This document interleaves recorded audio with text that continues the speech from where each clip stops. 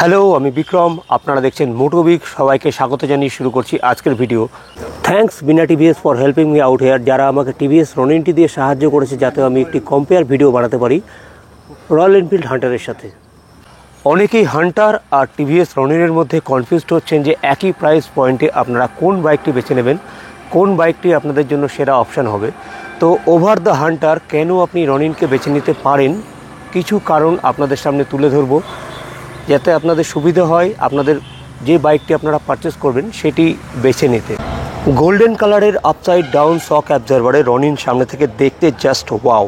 শুরু করছি ইঞ্জিন থেকে। রনিনে আছে 225cc অয়েল কুলড, যে ইঞ্জিনটি প্রডিউস করে 20 bhp এবং 19.9 নিউটন মিটার অফ টর্ক। যদি হান্টারের ইঞ্জিনের সাথে কম্পেয়ার করা যায় তাহলে হান্টার 350cc যেটি প্রডিউস করে 20 bhp এবং 27 newton metre of torque. But হান্টারের ওজনও টিভিএস রনিনের থেকে অনেকটা বেশি। টিভিএস রনিনের ওজন 159 কেজিস আর হান্টারের ওয়েট বা ওজন 185 কেজিসের কাছাকাছি। যদি ফ্রন্ট সেকশন কম্পেয়ার করা যায় তাহলে আপনি হান্টারও পেয়ে যাবেন এলইডি, টিভিএস রনিনেও পেয়ে যাবেন এলইডি। বাট সাসপেনশনের দিক থেকে হান্টারে পেয়ে যাবেন normal telescopic suspension, but TVS Ronin আপনাকে দিচ্ছে আপসাইড ডাউন কোয়ালিটি সাসপেনশন, যেটি আনইভেন রাস্তাতে আপনার অনেক বেটার কাজ করবে। যদি রিয়ার সাসপেনশনের কথা বলা যায় তাহলে আপনি হান্টারে মনোশক পাবেন না, বাট টিভিএস রনিনে পেয়ে যাবেন 7 steps adjustable pre loaded suspension, যেটি আপনাকে অনেক বেশি কমফোর্ট এবং ব্যালেন্স প্রডিউস করবে। রনিনের সামনে আছে 300mm ডিস্ক, হান্টারেরও সামনে আছে 300mm ডিস্ক। রনিনের পেছনে 240mm এবং হান্টারের পেছনে 270mm ডিস্ক। ওজন বেশি হওয়ায় হান্টারের ভরবেগ রনিনের থেকে অনেকটা বেশি হবে। 30mm বিগার রিয়ার ডিস্কে তখনই ব্রেকিং পাওয়ার বেশি হতো যদি না রনিনের থেকে হান্টারের ওজন 20-22 কেজিস বেশি হতো। হান্টারের ওজন রনিনের থেকে অনেকটাই বেশি, যার কারণে ব্রেকিং পাওয়ার বা স্টপিং পাওয়ারে এমন কিছু ডিফারেন্সেস আসবে না। যদি টায়ার সেকশনের কথা বলা যায় রনিন এবং হান্টারে এমন কিছু ডিফারেন্সেস নেই।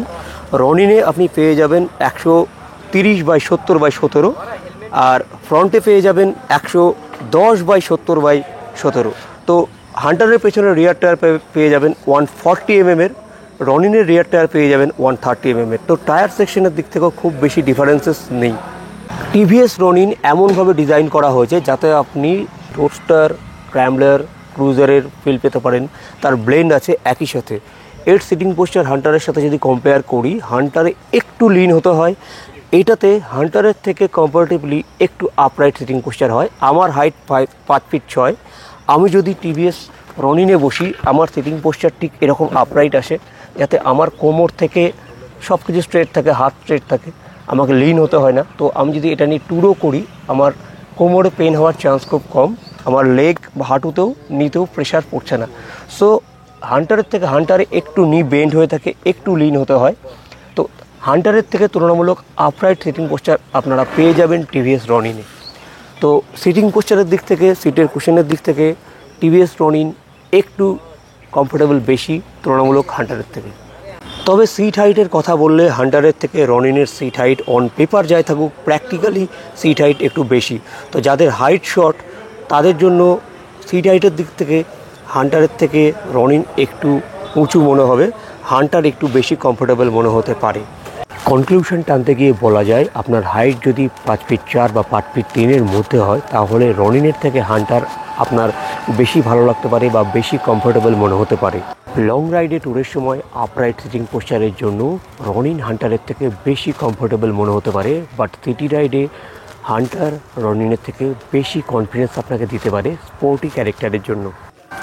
ইনিশিয়ালি হান্টার একটু টফি মনে হলেও হান্টার আর রনিনের টপ স্পিড প্রায় কাছাকাছি, বড়জোর 120 থেকে 125, কিংবা ওভারব্রিজ থেকে নামার সময় ঢাল পেয়ে গেলে ম্যাক্সিমাম 130 পর্যন্ত যেতে পারে।